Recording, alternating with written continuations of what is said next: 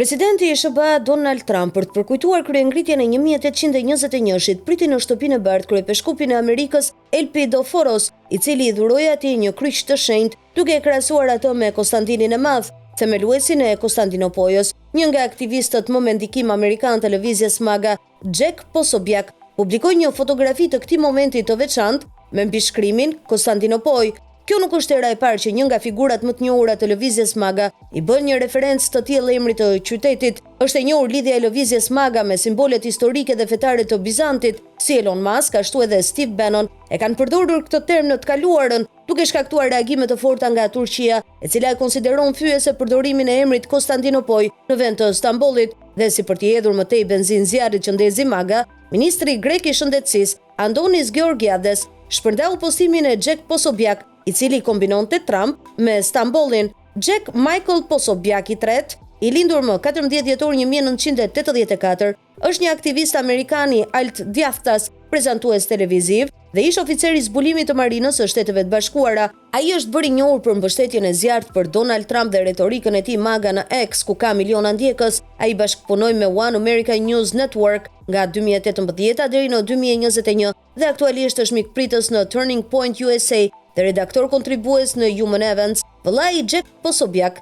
Kevin, edhe ky një aktivist konservator, ishte krijuesi i idesë për të riemërtuar gjirin e Meksikës si gjiri i Amerikës. Madje, ai kontribuoi në përhapjen e kësaj emërtese në 2025.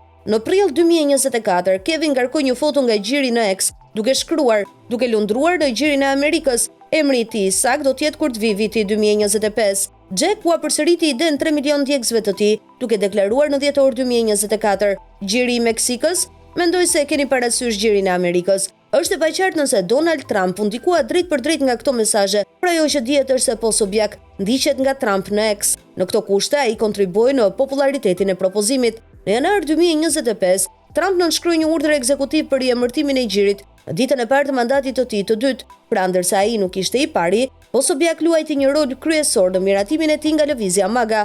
Jack Posobiec, megjithatë, ishte një nga gazetarët që udhtoi në Evropë, së bashku me sekretarin e ri të mbrojtjes së SBA, Peter Hegseth. Pasioni i Posobiec për Stambollin është i lidhur me pozicionet e tij ideologjike si një konservator pro-kristian. Rënia e Konstantinopojës në 1453 përmendet shpesh si një shembull historik i mbrojtjes së qytetërimit perëndimor kundër kërcënimeve të jashtme, si islamizmi apo emigracioni. Nëpërmjet botimeve dhe fjalimeve ai përdor shembuj të tillë për të përforcuar narrativën e një kështjelle të krishterë që duhet mbrojtur, duke pasqyruar pikpamjet e tij më të gjera për identitetin dhe traditën. Ky pasion duket se ka ndikuar edhe figura të tjera të lëvizjes MAGA, si Steve Bannon, bashkëpunëtor i ngushtë i Trump dhe ish këshilltari të tij strategjik. Bannon, i njohur për fokusin e tij në luftrat kulturore dhe mbrojtjen e perëndimit të krishterë, ndan pikpamje të ngjashme me Posobiec, ndërsa nuk ka asnjë provë të drejtpërdrejtë që Posobiec frymëzoi Bannonin për Stambollin në mënyrë specifike. Retorika e Posobiec për simbolet historike dhe ndikimi i tij në MAGA i kanë përforcuar ide të tilla